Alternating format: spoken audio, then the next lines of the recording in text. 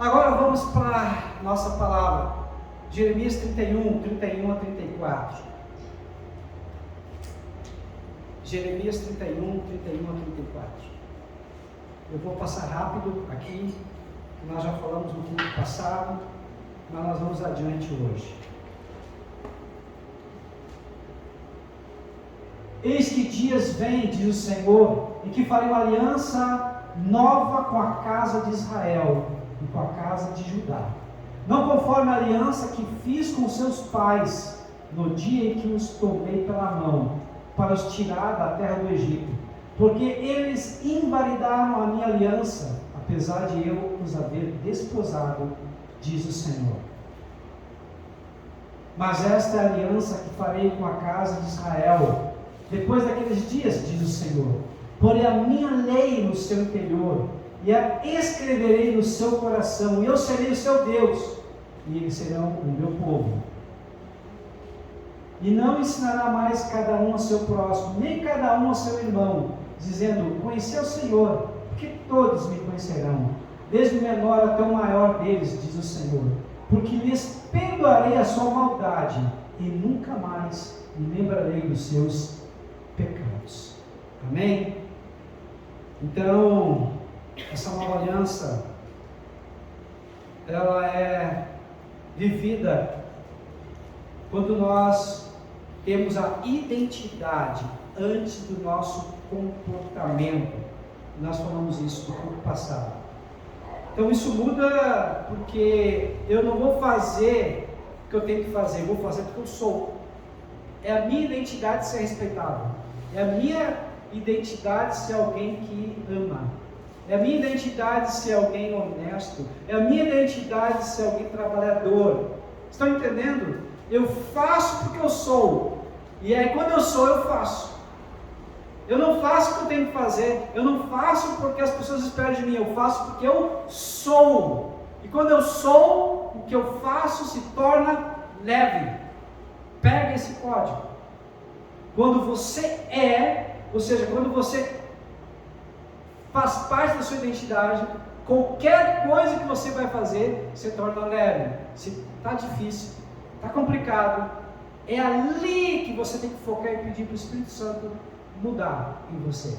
Por quê? Tem que ser leve. Eu vou repetir, tem que ser leve. Mais uma vez, tem que ser leve. Se não for leve, tem alguma coisa errada. Amém? Segundo, a disciplina que nasce de dentro, não do medo. Então, aqui o que acontece?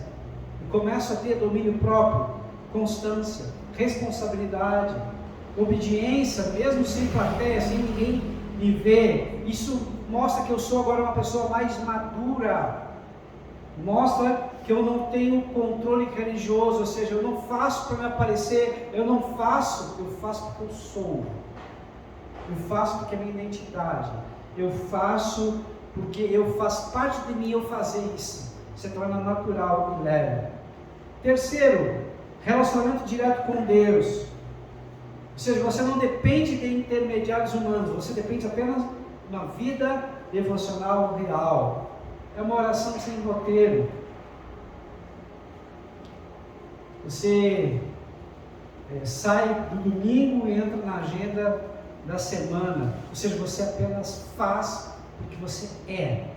Você vai orar porque você ama se conectar com Deus. Você vai jejuar porque você quer matar a tua carne e chegar mais perto de Deus. Você vai ler a palavra porque você tem fome e sede de Deus. Isso muda o jogo. Então quando você entende isso, as coisas começam a mudar. Quarto, perdão que limpa o passado de verdade. Então aqui, o que acontece? Na nova aliança, o pecado não é só coberto, ele é removido. Deus remove o teu pecado e Ele diz para mim e para você, dos teus pecados eu não lembro mais. Amém? Eu não sei você, mas Deus perdoa não só os nossos pecados, mas Deus perdoa até os pecados dos nossos antepassados. ele rompe com essa maldição, rompe com o padrão comportamental que nós temos. Amém? Qual o padrão comportamental que você tem, que te liga aos teus antepassados, que você não deseja, não gostaria de fazer, mas acaba fazendo? Talvez seja fofoca, talvez seja mentira, talvez seja vaidade, arrogância, orgulho, soberba, talvez seja raiva, uma ira que te toma e você se torna reativo e não pensa, você fala primeiro, age primeiro para depois pensar. Na neurociência, no estudo do cérebro, nós temos uma amígdala, que é onde faz o controle inibitório dos sentimentos, aqui no nosso sistema límbico. E quando a amígdala é sequestrada, o que acontece? Você só reage, vira uma pessoa totalmente reativa.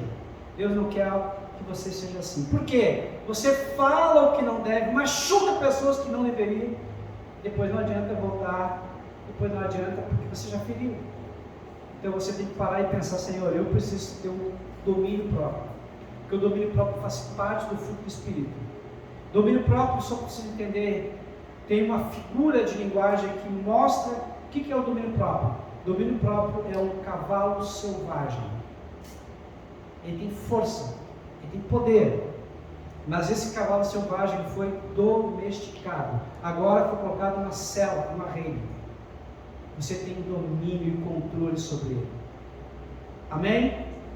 O domínio próprio também podemos até analisar sob outra ótica, colocando o nosso sistema emocional e sistema intelectual, o sistema límbico, o sistema de emoções e o sistema racional, que é o córtex pré-frontal. O córtex pré-frontal, ele é o homem que está em cima e domando um elefante. O elefante é o sistema emocional. Ele é pesado, ele é gordo, ele é complexo, ele é muito forte, mas tem alguém que domina ele, controla ele. O problema é que quando o elefante ele sai fora desse domínio, ninguém segura ele. Então é isso que acontece na realidade. Por isso que dá uns acessos de raiva, por isso que vocês falam alguma coisa que não deve, por isso que na briga, quando a amígdala é sequestrada, vocês acabam brigando e falando que não deve, e machucando os outros. Amém? Quinto, capacitação pelo Espírito, não esforço humano. O Espírito então é o motor da nova aliança. O Espírito faz com que a gente tenha decisões mais sábias. Faz com que a gente tenha sensibilidade espiritual.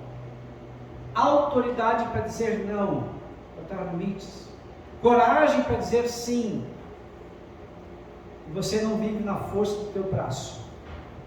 Amém?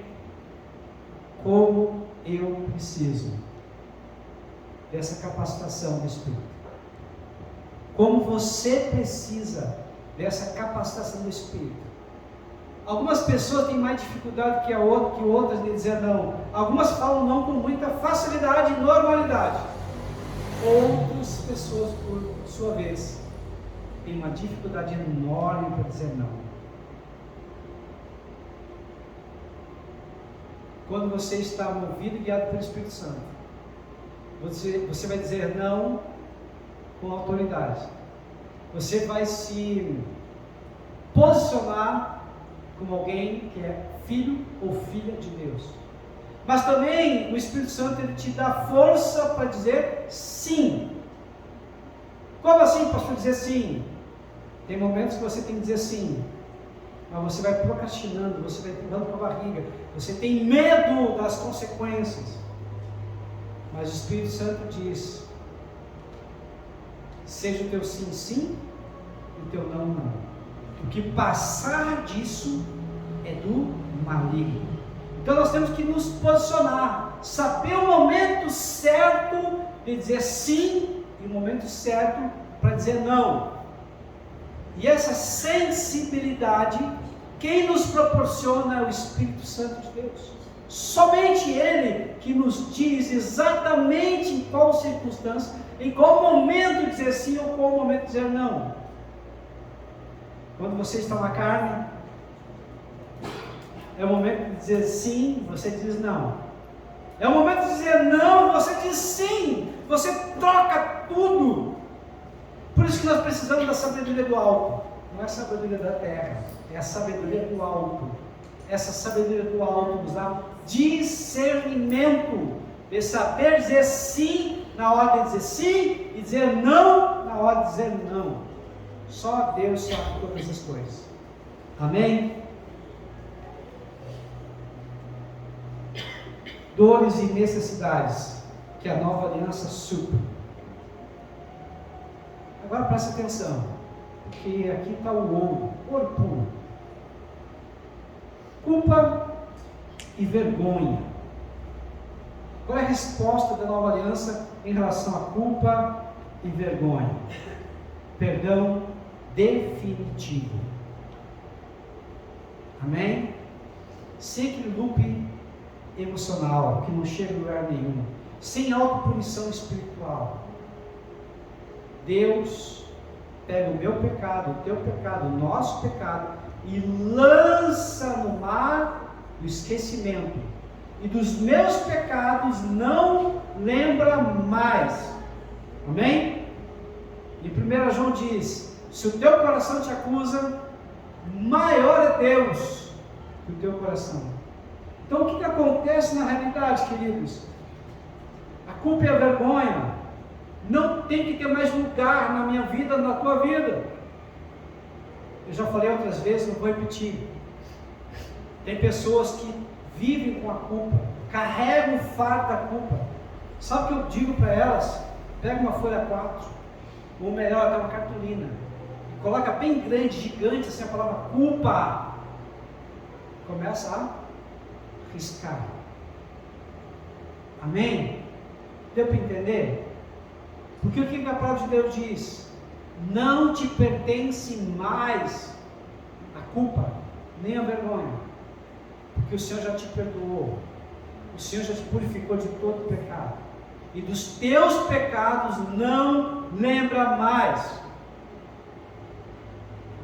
Quais são as dores e necessidades que a nova aliança supre? Medo de rejeição por Deus. Às vezes nossos pais nos rejeitaram. Às vezes nossa mãe, sem querer, nos rejeitou. Lá na barriga da mãe, ela pensou que não seria um bom momento. Era um momento difícil economicamente, criar um filho não é fácil. Então às vezes, de uma forma consciente ou inconsciente, houve uma rejeição, e a criança sentiu aquela rejeição. O corpo dela depois vai mostrar, inclusive, fisicamente aquela rejeição. Qual é a resposta de Deus? Livro de João, capítulo 1, se não me engano, acho que versículo 12, diz que nós somos adotados por Deus. Deixa eu ver aqui, já estou aqui próximo. João 1,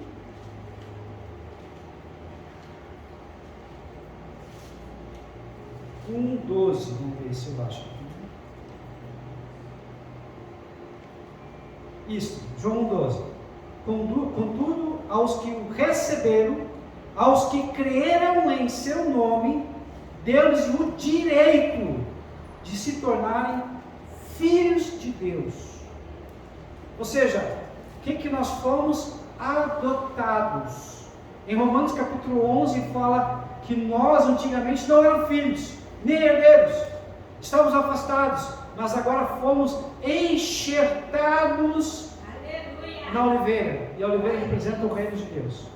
Começou com o povo de Israel e agora está junto à igreja, porque a igreja de Israel faz parte do reino de Deus, o povo único, exclusivo de Deus. Amém? Então o que eu tenho aqui, que me diz que eu não preciso ter mais medo de rejeição? Eu sou filho de Deus. Você é filho de Deus. Amém? Você não é mais tolerado, você é amado por Deus. Se a gente compreender isso, Tu vai deixar esse sentimento de rejeição, que eu não sou bom o suficiente, que não me amam, por um único sentimento e pensamento: eu sou do meu Pai, e o meu Pai é meu. Amém? É esse pensamento, é esse sentimento que tem que tomar conta de você. É isso. O Senhor me adotou através de Jesus. Agora eu sou filho herdeiro legítimo do meu Pai. Eu faço parte da grande família de filhos e filhas parecidos com Cristo.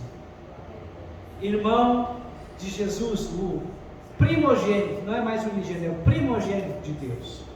Amém? Qual dor e necessidade que a nova aliança supre? Falta de propósito.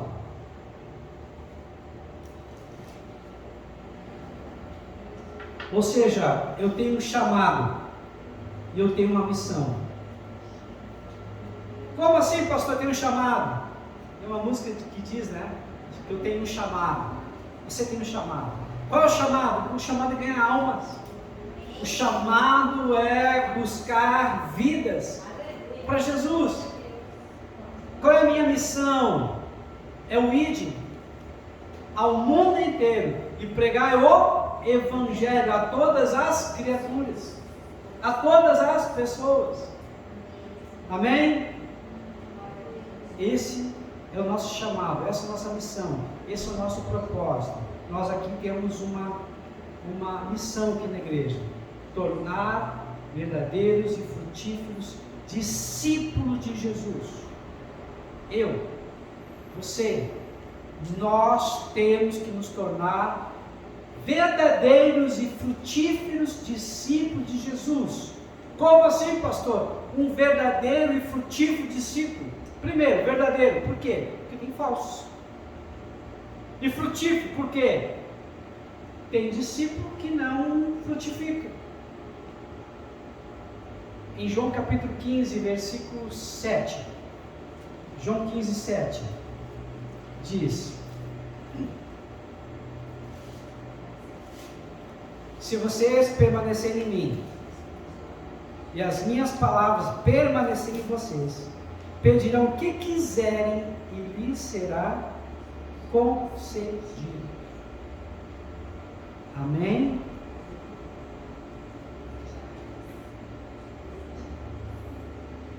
(15:1) diz: eu sou a videira verdadeira, e meu pai, o agricultor. Todo ramo que está em mim não dá fruto, ele corta, e todo que dá fruto ele poda, para que dê mais fruto ainda. Uma árvore que não dá fruto, primeiro é podada, porque ela vem com mais força, com mais vitalidade, e ela produz mais frutos. Mas chega um tempo que o agricultor olha para aquela árvore, depois que podou, depois que botou adubo, e a árvore continua não dando fruto, o que ele faz? Ele corta, porque está só gastando energia dele e da terra. Assim a Bíblia diz também, que aquele que não dá fruto é cortado, é eliminado e é lançado para o fogo. Por isso que nós temos que dar fruto. Amém? Dá fruto primeiro, pessoal. O que é dar fruto pessoal, pastor? É ser uma boa pessoa, é ter a mente de Cristo, é ser alguém agradável, é ser alguém que sorri, é ser alguém que tem liberdade real, é ser alguém que as pessoas gostam de estar perto, é ser alguém que testemunha Cristo. Atos 1:8: mas recebereis poder ao descer sobre vós o Espírito, e ser-me-eis minhas testemunhas, no grego mártir. O que é mártir? É aquela pessoa que está apta a morrer por Cristo e viver para Cristo. Amém? Então, ser minhas testemunhas. tanto em Jerusalém, Judeia, Samaria e os confins da terra. Ou seja, primeiro eu vou dar fruto em mim, depois eu vou dar fruto na minha família, depois eu vou dar fruto dos meus parentes, depois eu vou dar fruto aonde eu trabalho, aonde eu estou. Ou seja, eu preciso frutificar. Quando eu compreendo isso, eu entendo realmente, aí as coisas acontecem. Deus quer que eu, que você, que nós sejamos verdadeiros e frutíferos discípulos de Jesus. Amém? Você compreende isso? Deus nos chamou para isso, queridos. Precisamos ser verdadeiros e frutíferos discípulos de Jesus. Quais são as dores e necessidades que a nova aliança supre? Incapacidade de mudar padrões. Ou seja, ter um novo coração. Tem coisas que nós já falamos, né, em Romanos capítulo 7. O bem, o querer fazer o bem está em mim, mas não efetuar. Porque o bem que eu amo não faço, o mal que eu detesto, que eu abomino, acabo fazendo. Quem me livrará do peso dessa morte? E aí no Romanos capítulo 8 diz, portanto, Romanos 8:1, portanto, nenhuma condenação há para aqueles que estão em Cristo Jesus, que não vivem segundo a sua própria vida, mas segundo o próprio Deus. São guiados e movidos pelo Espírito Santo. Ou seja, como eu posso ter mudança de comportamento? Mudando a minha mente. Romanos 12:1. O meu culto tem que ser um culto sacrificial e tem que ser um culto racional. Amém? Sacrificial significa que eu tenho que deixar morrer a cada dia, para Cristo viver mais em mim. E racional significa que eu tenho que ser intencional. Eu tenho que ter uma intenção de fazer o bem. Eu tenho que, antes de dormir, pensar em Deus, orar para Deus, me conectar com Deus. Por quê? Porque quando eu começo a conectar com Deus, começo a orar, começo a pensar nas coisas de Deus, eu vou levar para o meu sono reino, eu vou levar para a minha memória a longo prazo só as coisas espirituais.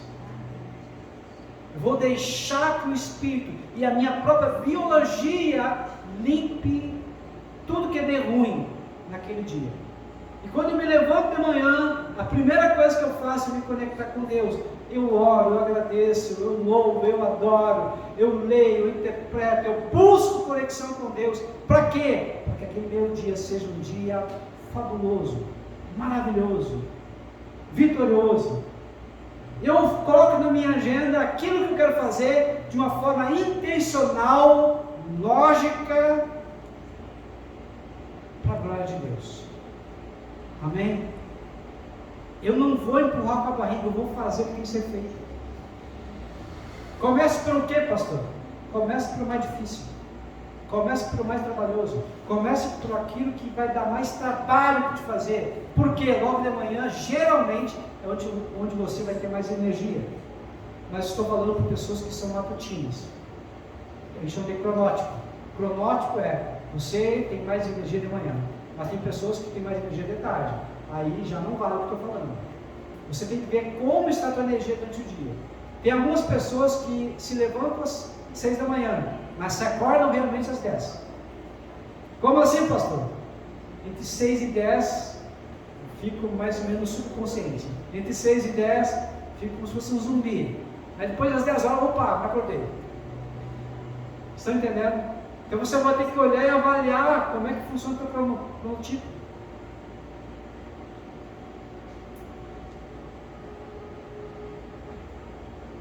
Onde Deus ele muda as nossas dores e necessidades. Ele muda através de uma espiritualidade cansativa. Ou seja, tem gente que está cansado de regras e padrões, de leis e regulamentos das igrejas. Tem pessoas que pedem para o pastor tudo. Pastor, me libera para fazer isso, me libera para fazer assado. Queridos, não pode ser assim. Quem vai liberar ou não é o pastor, é a palavra de Deus. Quem vai liberar é o próprio Espírito Santo. Mas para isso você precisa entender a palavra de Deus, discernir a palavra de Deus, se submeter à palavra de Deus. Aí sim você vai conseguir verdadeiramente cumprir com o que o Espírito está querendo que você cumpra. Não é legalismo, é liberdade. Não é prisão, é libertação. Deus quer que você seja totalmente livre. Como? Tendo um novo coração. Então aqui a mudança não é maquiagem comportamental, é transformação interna. Lembra dos passos, dos processos? Primeiro você muda, depois você transforma, depois você transborda. Primeiro Deus faz mudanças em ti, através da palavra, porque a palavra nos limpa, a palavra nos purifica e a palavra nos liberta. Depois Deus faz mudança através de ti. Romanos 12:2. Não vos conformeis com este mundo, mas transformai-vos pela renovação da vossa mente, para que possais experimentar a boa, agradável, perfeita vontade de Deus. Ou seja, é Deus fazendo uma mudança, uma transformação na tua vida. Eu falei essa semana, eu vou repetir. A mudança é o copo meio cheio.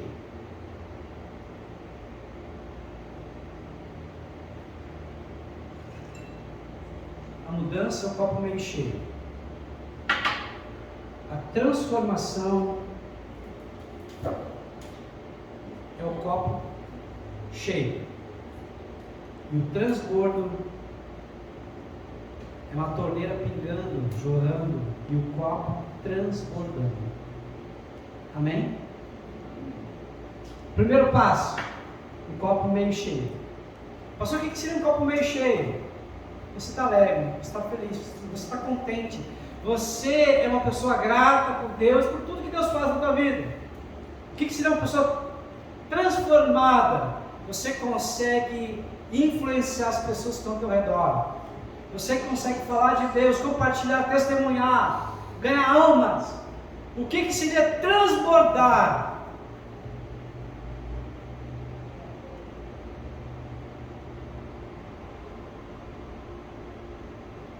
As pessoas vêm até ti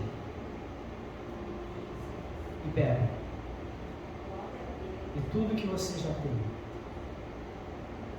Você é um canal de Deus vivo para as pessoas. As pessoas são curadas, as pessoas são libertas, as pessoas têm um impacto da vida porque você é canal de Deus para elas. Deus não fez ninguém para ficar só sentado no banco. Deus fez pessoas para servirem a Cristo. Algo de valor você tem para fazer e para trabalhar para Cristo. Amém? Talvez você ainda não compreenda, não entenda qual é o teu papel. Está tudo bem se você não quiser trabalhar. Zacarias 4:6 diz: não é por força, nem por violência, é pelo meu Espírito, diz o Senhor. Mas todos nós fazemos parte do corpo e alguma coisa nós temos que fazer para Deus, para o reino dele.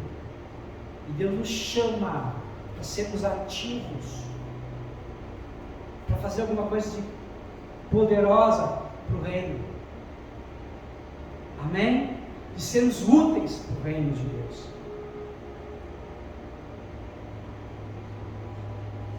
Então, Deus nos chamou não para essa espiritualidade cansativa, mas a resposta é descansa em Cristo. Amém? Em Hebreus chama isso de descanso sabático e espiritual. Você vai descansar em Deus. Salmo 91: aquele que habita no esconderijo do Altíssimo a sombra do Onipotente descansará. Habitar significa que eu faço parte daquela casa, eu moro lá. Ou seja, eu sou filho de Deus, sou família de Deus. Eu não sou convidado, eu sou filho. Tu é filha, tu mora na casa do Pai, tem direito de tudo que Deus tem para a sua palavra. Amém? Quais são as dores e necessidades também que a Bíblia fala aqui? Também sobre solidão espiritual. Quantas pessoas se sentem sós, abandonadas, feridas, traumatizadas? Qual é a resposta de Deus para essa ferida? Comunhão real. A nova aliança gera corpo, não plateia.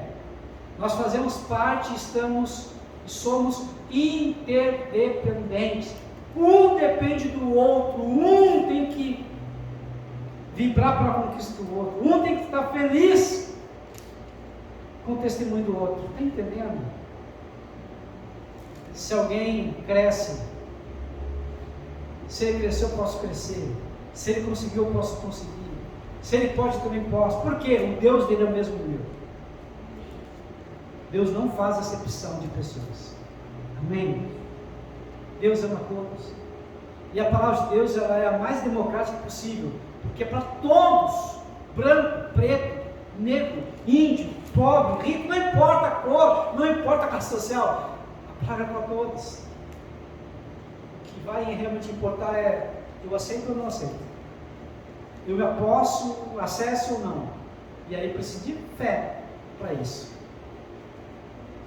Qual é o impacto hoje na liderança, na igreja, no discipulado, de tudo isso? Deus quer que você lidere, mas não controle. Ou seja, você vai ter que ter consciência disso. Amém? O discípulo, ele não depende, ele amadurece. Ele não depende de pessoas, mas ele depende de Deus. A nossa dependência é só de Deus. E é por isso que nós acabamos amadurecendo. Amém? Nós não podemos depender de pessoas, porque senão a gente troca bengala. Deus não quer mais bengala, Deus quer que a gente ande sem bengala alguma. Amém? E se você tiver que depender, então dependa somente de Deus. Porque nele sim nós andamos, nos movemos e existimos. Então, para resumir, a nova aliança, ela cura a culpa, ela resolve a identidade, ela restaura o propósito, gera maturidade e produz liberdade responsável. Então, ela não cria crentes fracos, ela cria filhos maduros. Amém? É isso que Deus quer de mim e de você. Fique em pé nesse momento.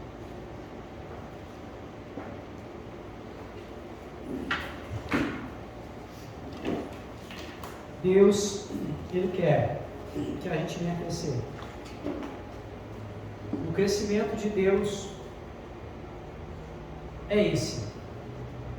É necessário que Ele cresça, que eu diminua. É necessário que Ele cresça e eu desapareça.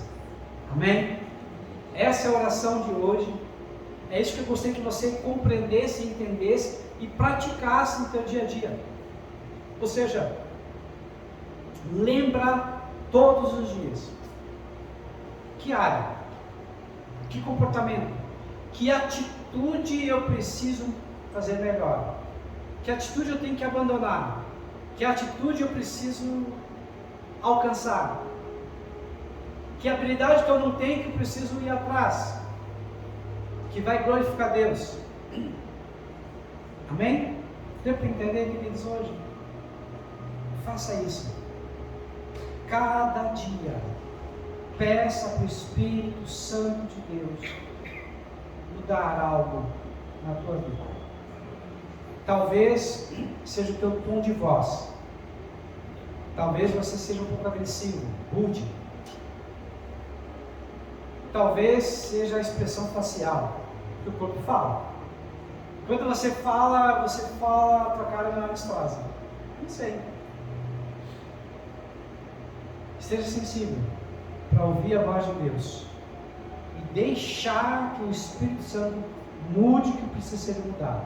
Coloca a mão no teu coração e peça agora para o Senhor fazer as mudanças necessárias. Senhor amado, nós nos submetemos ao teu senhorio e colocamos agora, Pai, tudo em tuas santas e benditas mãos. Te pedimos agora, Pai, muda o que precisa ser mudado. Faça o que precisa ser feito. Nós te damos a liberdade do Senhor nos confrontar e mostrar a realidade e aquilo que precisa necessariamente ser ajustado, mudado e transformado. Paizinho amado, tenha o poder, a liberdade de fazer a tua mudança, a tua transformação em nossas vidas. Muda a nossa mente, para que nós possamos ter a mente de Cristo, para que nós possamos ser humildes e mansos de coração, assim como Jesus era, e Ele nos influenciou, estimulou, para que nós também possamos ser. Colocamos tudo em tuas santas e benditas mãos, em nome de Jesus.